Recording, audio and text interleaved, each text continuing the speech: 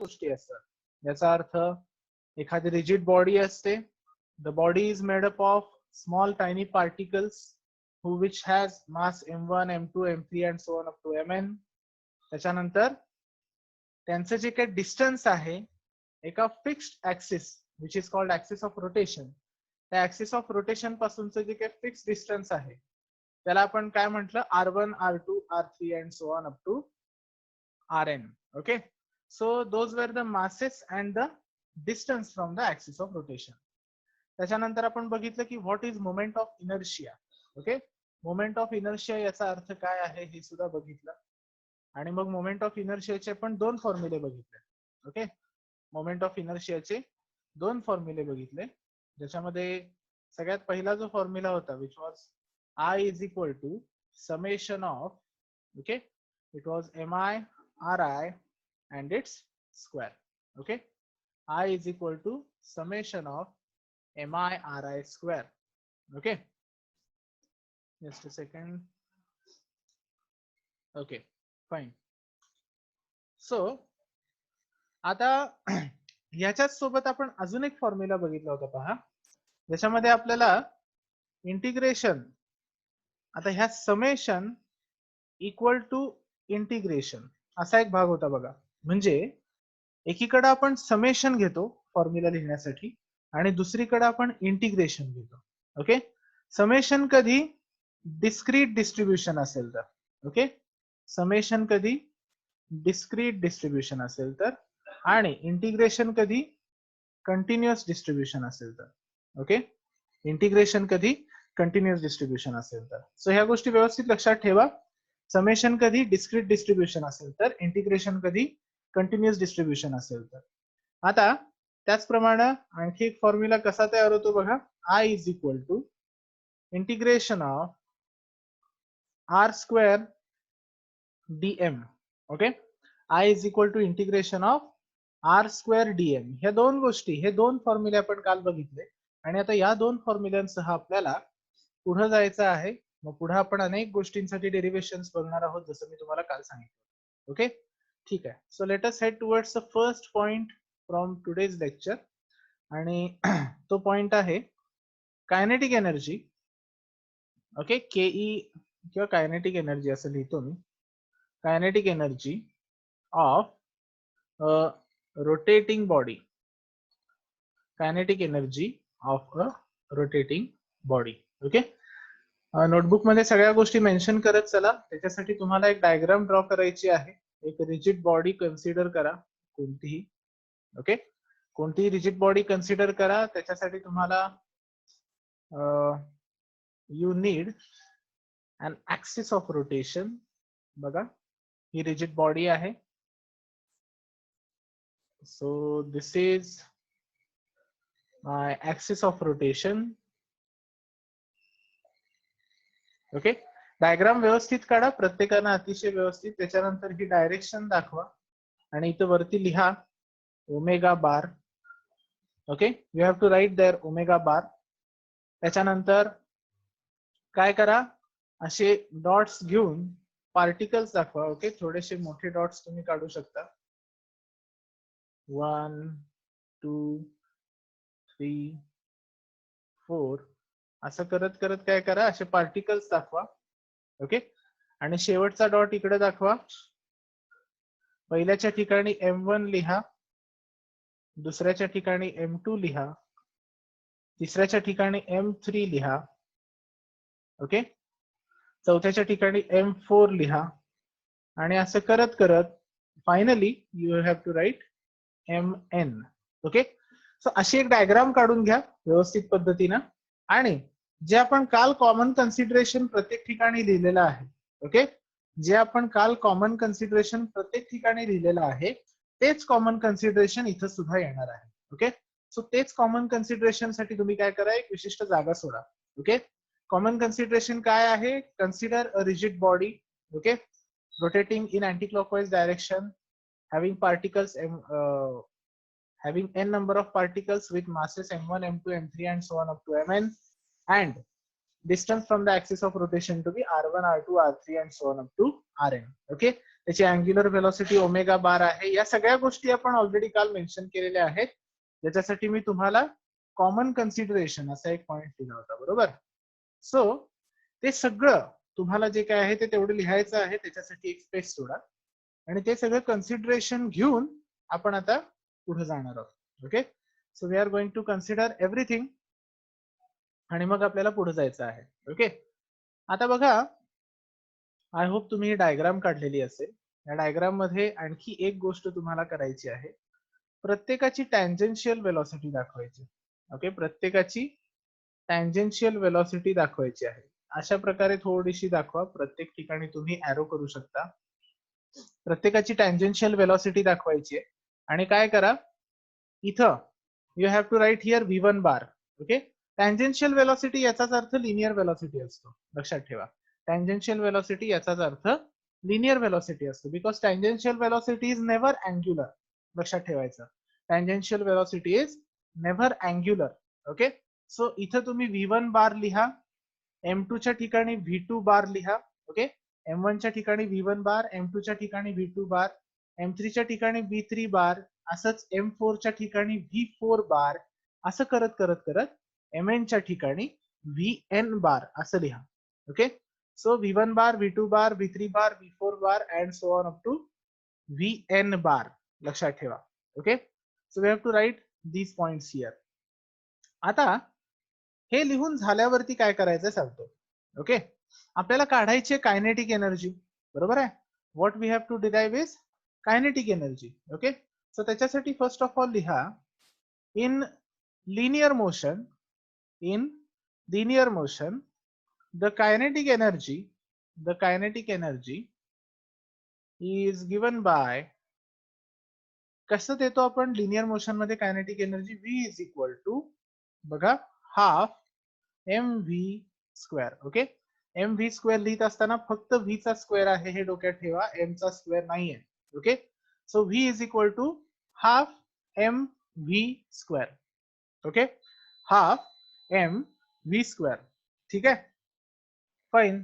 आता आपल्याकडे किती पार्टिकल्स आहेत, n पार्टिकल्स आहेत. Okay, n number of particles आहेत. सो इथे लिहा, we have n number of particles, we have n number of particles with linear velocities, v1, v2, okay, बार लिहिलं तरी चालेल, v3 and so on up to vn. okay, and so on up to vn. लक्षात ठेवा.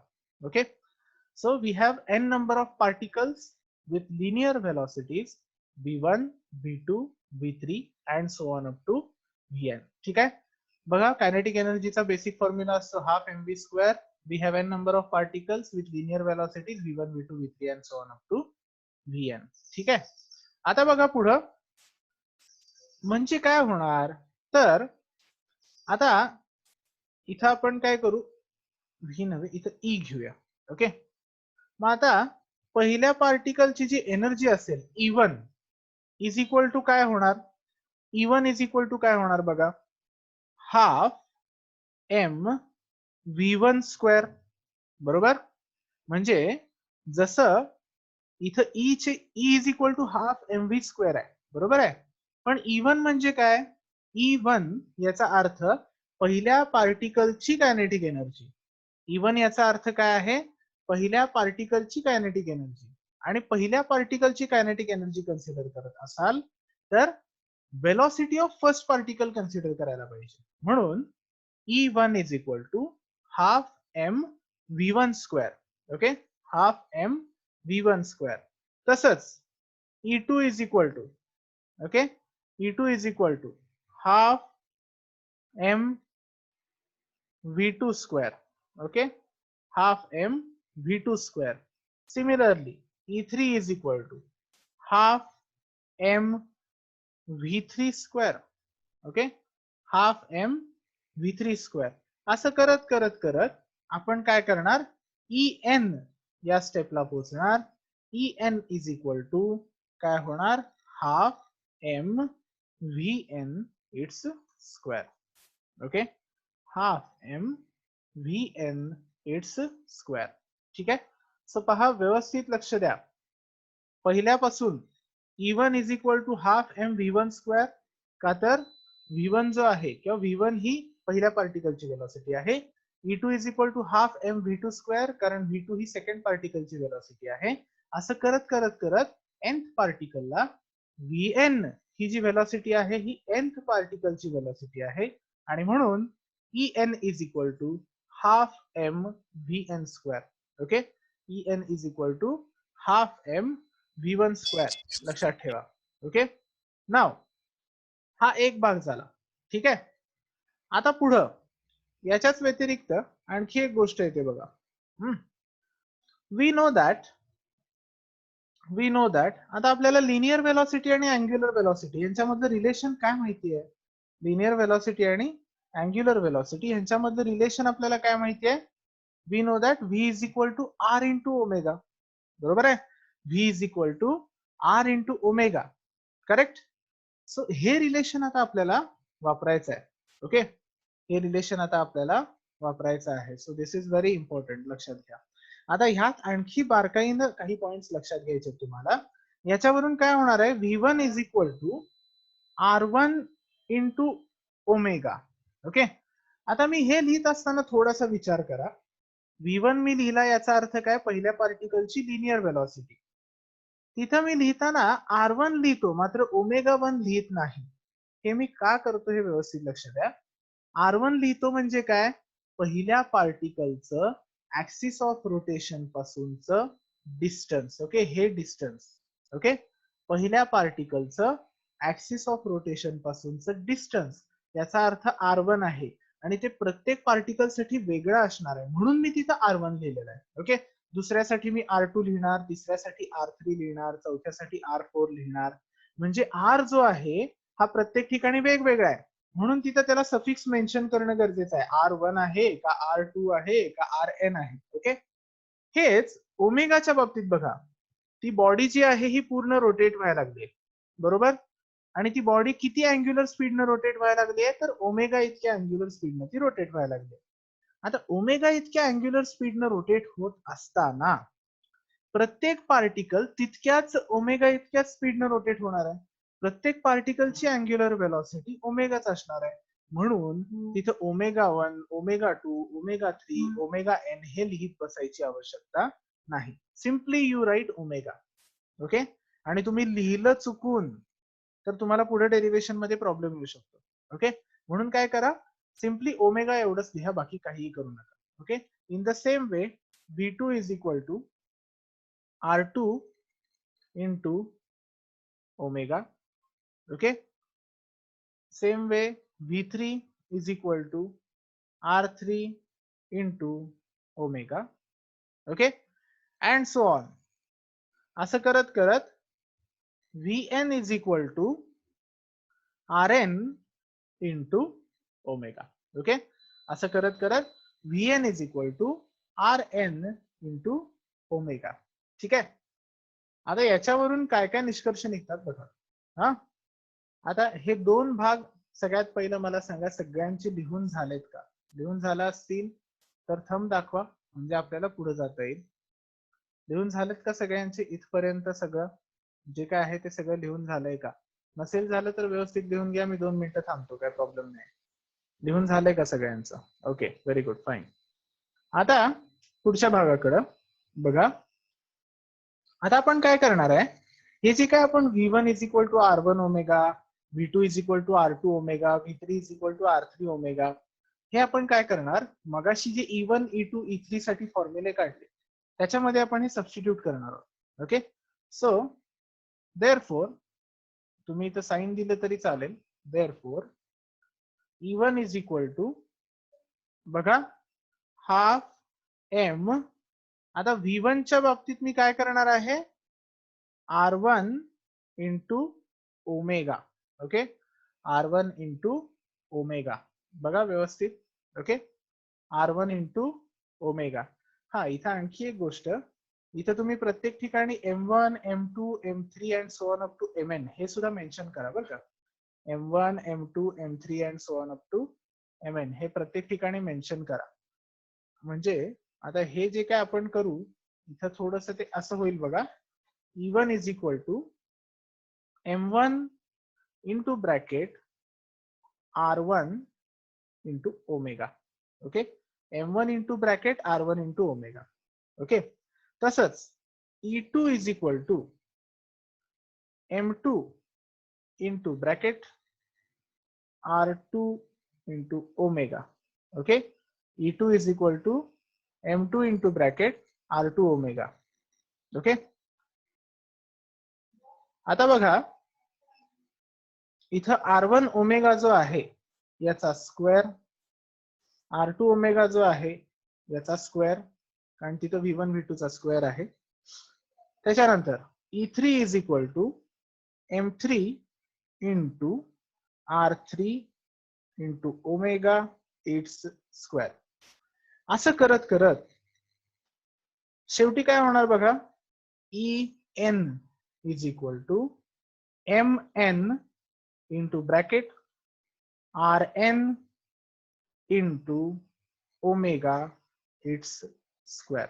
Okay, so मी फक्त काय केलं, V1 V2 V3 Vn च्या ठिकाणी R1 omega, R2 omega, R3 omega and so on up to Rn omega हे substitute केलंय.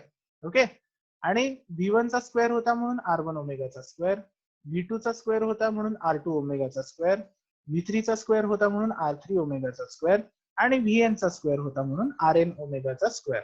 ओके, आता याच स्टेप वरनं आपल्याला पुढच्या एका स्टेप कडे जायचं आहे. ठीक आहे, बघा आता व्यवस्थित. देअरफोर, पुन्हा एकदा लिहा, देअरफोर काय होते पहा आता, E1 is equal to, okay, आता आपण त्या ब्रॅकेटचा स्क्वेअर करणार आहे. पहिली गोष्ट लक्षात घ्या, R1 ओमेगा या ब्रॅकेटचा स्क्वेअर केला की R1 चा पण स्क्वेअर होतो, ओमेगाचा पण स्क्वेअर होतो.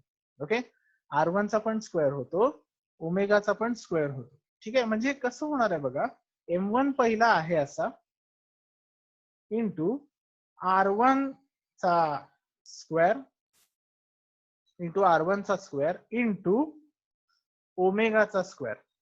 बघा व्यवस्थित, M1 आहे असा, जो इथं होता तो इथं आहे असा घेतला, इंटू R1 चा स्क्वेअर, कारण तो ब्रॅकेट स्क्वेअर होताच, म्हणजे R1 चा स्क्वेअर इंटू ओमेगाचा सुद्धा square.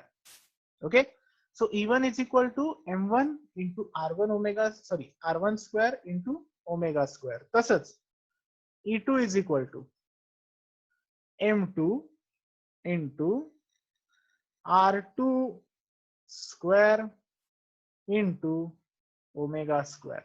Okay, M2 into R2 square into omega square.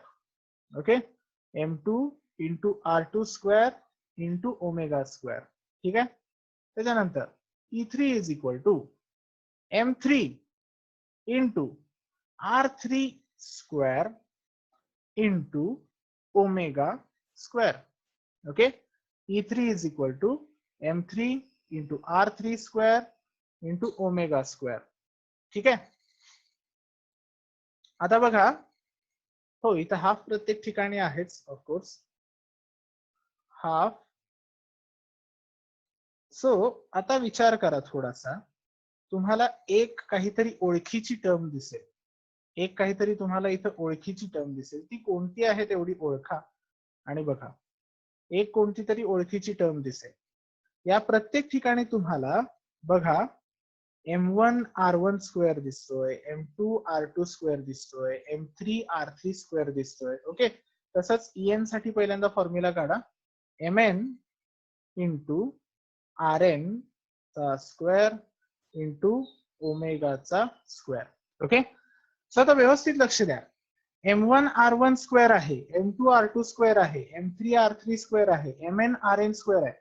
म्हणजेच या सगळ्यांच्या मी जे काही सफिक्सेस आहेत 1 2 3 4 आणि करत करत n पर्यंतचे जे काही सफिक्स आहेत त्यांना समजा मी ओव्हरऑल I म्हटलं. ओके, तर हे MI स्क्वेअर अशा फॉर्म मध्ये आहेत, बरोबर, MI स्क्वेअर अशा फॉर्म मध्ये आहेत. आणि हा कुणाचा फॉर्म्युला आहे, तर तो मोमेंट ऑफ इनर्शियाचा फॉर्म्युला आहे. ओके, हा कुणाचा फॉर्म्युला आहे, it is the formula for moment of inertia, capital I, बरोबर आहे. आणि आता त्या कॅपिटल I आपण प्रत्येक ठिकाणी सबस्टिट्यूट करणार आहोत. म्हणजे M1 R1 स्क्वेअरच्या ठिकाणी आपण काय सबस्टिट्यूट करणार, I1 सबस्टिट्यूट करूया. M2 R2 स्क्वेअरच्या ठिकाणी काय सबस्टिट्यूट करूया, I2 सबस्टिट्यूट करूया. M3 R3 स्क्वेअरच्या ठिकाणी काय सबस्टिट्यूट करूया, I3 सबस्टिट्यूट करूया, अँड सो ऑन. ओके. आता बघा नेक्स्ट स्टेप. इथपर्यंत सगळ्यांचं झालंय का लिहून? इथपर्यंत सगळ्यांचं लिहून झालंय का? मला जरा थंब दाखवा. लिहून झालंय का? लिहून झालं असेल तर आपण पुढे जाऊया. ओके, ठीक आहे. आता पुढे लिहा. फर्स्ट ऑफ ऑल असं लिहूया, here total energy equal to, okay, total energy काढण्यासाठी आता आपण थोडस एक हे करू, sum of all energies. Okay, total energy equal to sum of all energies. म्हणजे आपण काय केलंय, प्रत्येक पार्टिकल वाईज जी एनर्जी काढली आहे त्या सगळ्यांना एकदा समअप केलं की आता आपल्याला टोटल एनर्जी मिळणार आहे.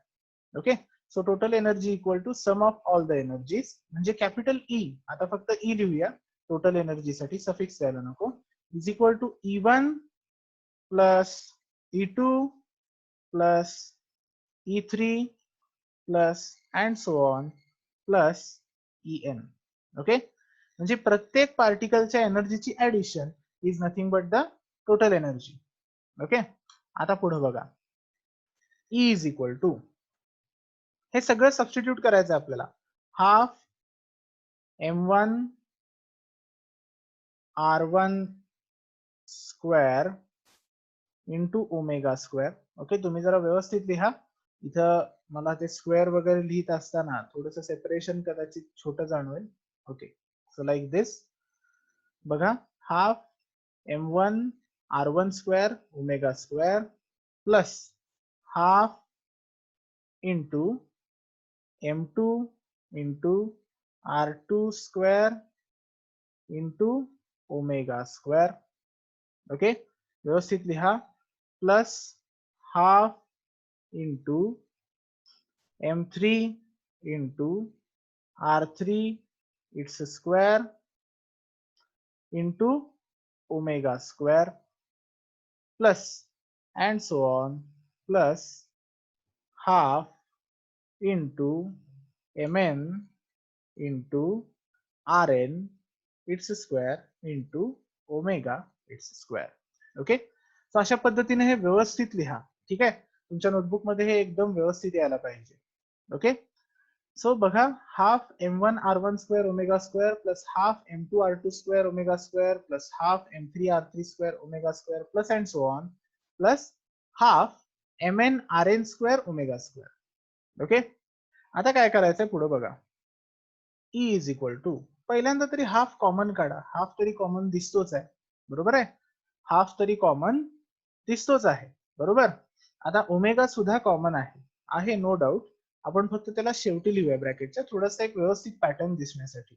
Otherwise even if you take omega common here there is no problem. ठीक आहे, तुम्ही ओमेगा कॉमन घेऊ शकता, काहीही प्रॉब्लेम नाही. ब्रॅकेटच्या आतमध्ये काय राहील बघा, हाफ आणि ओमेगा कॉमन निघाल्यावर M1 R1 square, okay, M1 R1 square plus M2 R2 square plus M3 R3 square plus and so on plus Mn Rn square. बघा, Mn Rn square. Okay, bracket close आणि into omega लिहितो मी इकडे, omega square. Okay, into omega square. बघा, आता हे समजलंय का सगळ्यांना? मला जरा थंब दाखवा आधी. हाफ कॉमन काढला, ओमेगा स्क्वेअर कॉमन काढला, ठीक आहे, आणि मध्ये ब्रॅकेटच्या मध्ये जे काय राहिलेलं आहे ते मी फक्त लिहिलेलं आहे, बाकी काही केलेलं नाही. ओके, सो इन केस समजलं असेल तर पुढे जाऊया. ठीक आहे, फाईन.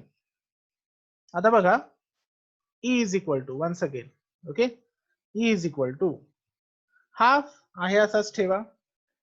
ब्रॅकेट मध्ये जे तुम्हाला दिसतंय ते तुम्हाला असं शॉर्ट मध्ये लिहिता येईल बघा, summation of, okay, MI it's square. Okay, summation of MI it's square आणि परत ब्रॅकेटच्या बाहेर omega square. Okay, summation of MI square परत ब्रॅकेटच्या बाहेर omega square.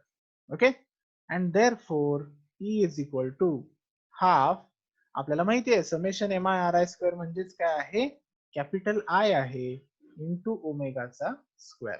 Okay, so E is equal to half I omega square. E is equal to half I omega square. Okay, फक्त ओमेगाचा square आहे, I चा square नाहीये.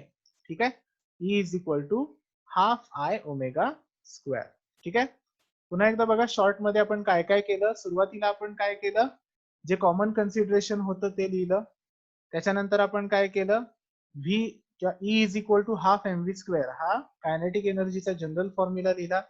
त्याच्यानंतर त्यामध्ये आपण N particles consider केले, म्हणून प्रत्येकाची एनर्जी कशी येत होती, E1 is equal to half M V one square, E2 is equal to half M V two square, असं करत करत करत En is equal to half M V N square.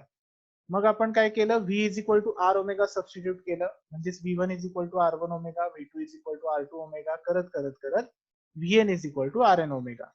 त्याच्यानंतर आपण काय केलं, तो R1 omega, R2 omega, R3 omega त्यांचे स्क्वेअर्स जे आहेत ते लिहिले. त्याच्यानंतर आपण हाफ कॉमन काढला आणि ओमेगा स्क्वेअर कॉमन काढला. ब्रॅकेटच्या आतमध्ये जे काय राहिलं होतं, it was M1 R1 square plus M2 R2 square plus and so on plus Mn Rn square. याला आपण समेशनच्या फॉर्म मध्ये लिहिलं, summation M I R I square. आणि summation M I R I square म्हणजेच काय होतं, capital I, that is moment of inertia, and therefore we have capital E is equal to half I omega square. Capital E is equal to half I omega square. Okay, ठीक आहे. So I hope हे सगळ्यांना समजलं असेल. एकदा thumb दाखवा मला, सगळ्यांना समजलं असेल तर. हे पहिलं डेरिवेशन तुम्ही कंप्लीट केलेलं आहे. ओके, या रोटेशनल मोशन मधलं. ठीक आहे, लक्षात घ्या. So this is quite easy, यामध्ये काही तसं अवघड विशेष असं कायच नाहीये, एकदम सोपं आहे.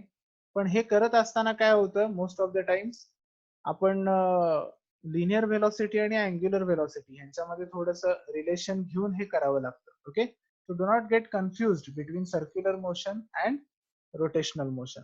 ठीक आहे, सो हे झालं यातलं फर्स्ट डेरिवेशन, लक्षात घ्या. ओके, कोणाच तरी डाऊट दिसतोय, या एनर्जीचं इम्प्लिमेंटेशन कुठे होणार. या एनर्जीचं इम्प्लिमेंटेशन तुम्ही कोणत्याही रोटेटिंग बॉडीची कायनेटिक एनर्जी काढत असताना होऊ शकतो. फॉर एक्झाम्पल, आपण ही कायनेटिक एनर्जी काढलेली आहे. Sometimes we need to calculate potential energy also. Okay, potential energy plus kinetic energy तुम्हाला टोटल एनर्जी मिळू शकते.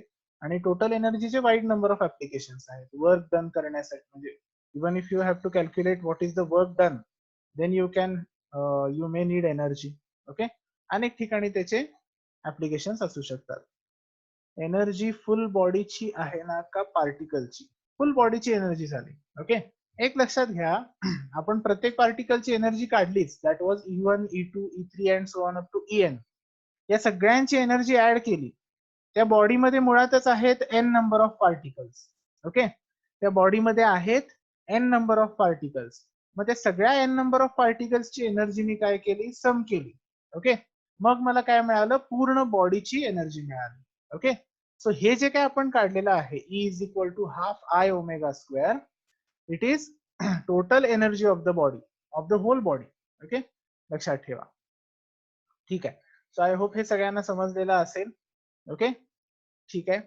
आता आपण पुढे जे जायचं आहे. ओके, असे अनेक डेरिवेशन्स आपल्याला बघायचे आहे. फाईन. आता बघा, आपण तिकडं आणखी काय काय गोष्टी काढल्या होत्या. We had also calculated the angular acceleration. Okay, acceleration, angular ऍक्सेलरेशनचा फॉर्म्युला आपण काय दिला होता बघा, किंवा relation between A and alpha. A is equal to R into alpha लिहिलं होतं बघा. A is equal to R into alpha लिहिलं होतं. हा फॉर्म्युला तुम्हाला आठवत असेल. मी सुरुवातीलाच आपण जे काय सर्क्युलर मोशन करत होतो त्याच्यामध्ये आपण म्हटलं होतं की linear is equal to R times angular. Okay, linear is equal to R times angular, हे मोस्ट ऑफ सगळ्या ठिकाणी होल्ड होतं. Okay, linear is equal to R times angular. ठीक आहे, सो आता ह्याच्यासाठीच आपलं नेक्स्ट डेरिवेशन आहे. Okay, acceleration of a rotating body. Acceleration of a rotating body. Acceleration of a rotating body. ठीक आहे, याच्यामध्ये once again you have to consider all the common things जे आपण सुरुवातीला लिहिलेलं आहे. सो पुन्हा एकदा काय करा, रफ हँडेडली ती डायग्राम ड्रॉ करा, कारण ती डायग्राम आपल्याला लागेल प्रत्येक ठिकाणी. ओके, ती डायग्राम ड्रॉ करा, ती आवश्यक आहे. आणि मग acceleration of a rotating body साठी आपण काय करू, हे डेरिव्हेशन डिराईव्ह करू. ओके, सो पटकन ती डायग्राम काढून घ्या. मला वाटतं इथं मी पण पटकन काढून घेतो. दिस इज अ रिजिड बॉडी. इथं एक आपण ऍक्सिस ऑफ रोटेशन दाखवतोय. ओके, हा झाला ऍक्सिस ऑफ रोटेशन. ठीक आहे, त्याची डायरेक्शन स्पेसिफाय करणं आवश्यक. अँटी क्लॉकवाईज डायरेक्शन, ओमेगा बार.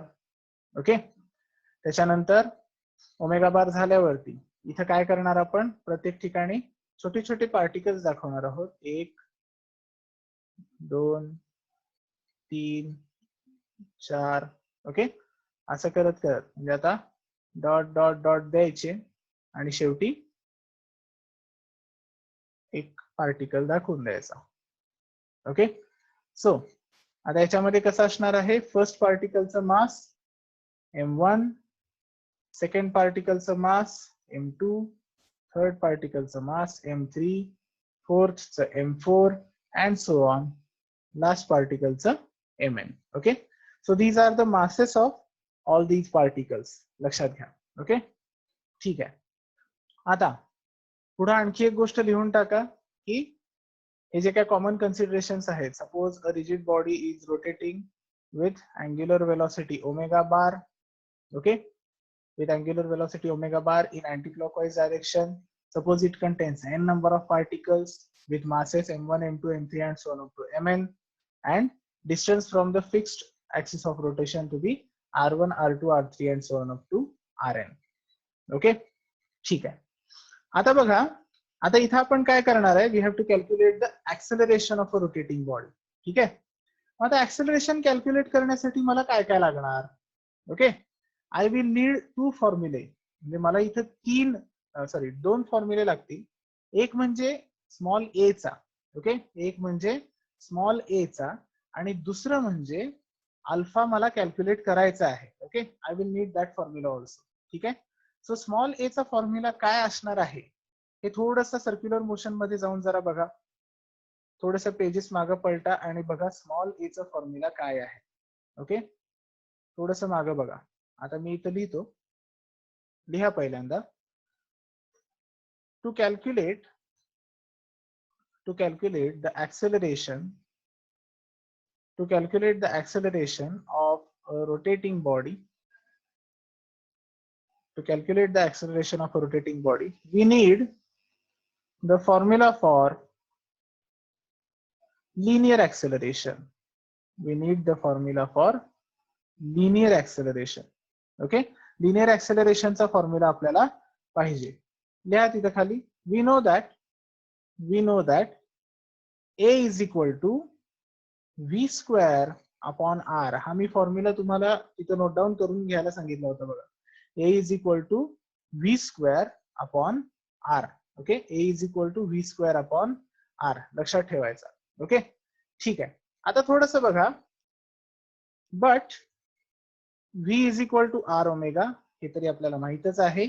हे जर आपण ह्याच्यामध्ये सबस्टिट्यूट केलं, a is equal to v square म्हणजे काय होणार आहे बघा, r ओमेगाचा bracket square divided by r. Okay, r ओमेगाचा bracket square divided by r. Okay, आता पुढे बघा, a is equal to r ओमेगाचा ब्रॅकेट स्क्वेअर म्हणजे काय, r square omega square divided by r, and therefore a is equal to, एक r ह्याच्यामधला cancel होतोय बघा, r स्क्वेअर आणि हा खालचा r यांच्यामधला एक r कॅन्सल होईल and we will be remained with r omega square. Okay, आपल्याकडे काय राहील, r ओमेगा स्क्वेअर. ओके, आपल्याकडे काय राहते बघा, r ओमेगा स्क्वेअर. ठीक आहे, सो आता हा फॉर्म्युला घेऊन आपल्याला पुढे जायचं आहे. ओके, हा फॉर्म्युला घेऊन आपल्याला पुढे जायचं आहे. ठीक आहे, फाईन. आता सो नेक्स्ट याच्यामध्ये लिहा, to calculate the angular acceleration of a rotating body